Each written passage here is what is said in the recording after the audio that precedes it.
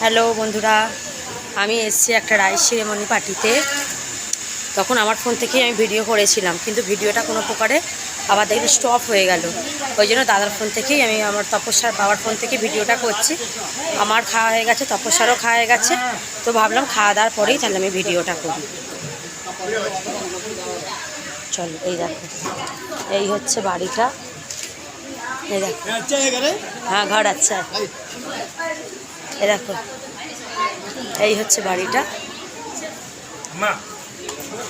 এই হচ্ছে বাড়িটা।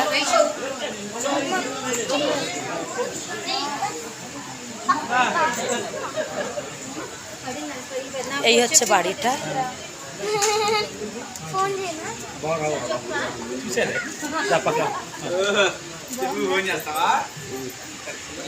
দেখতে পাচ্ছ?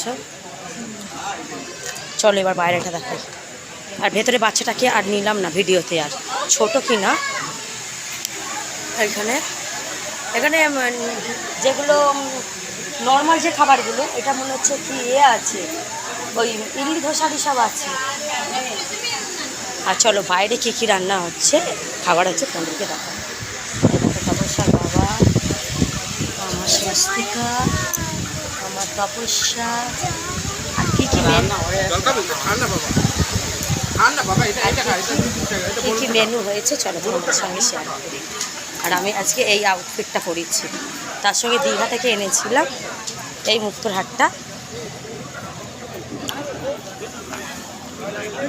আর কি কি মেনু হয়েছে চলো তোমাদের সঙ্গে শেয়ার করি।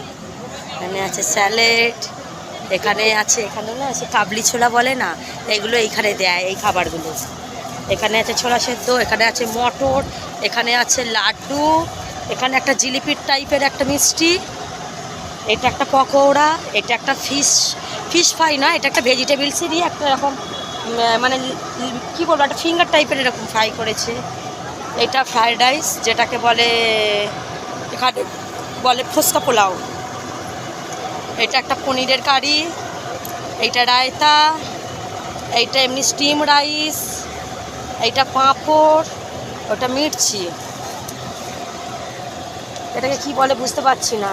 এটাও একটা কারি, এরকম সব রকম সবজি দিয়ে কাজু ফাজু দিয়ে একটা করেছে।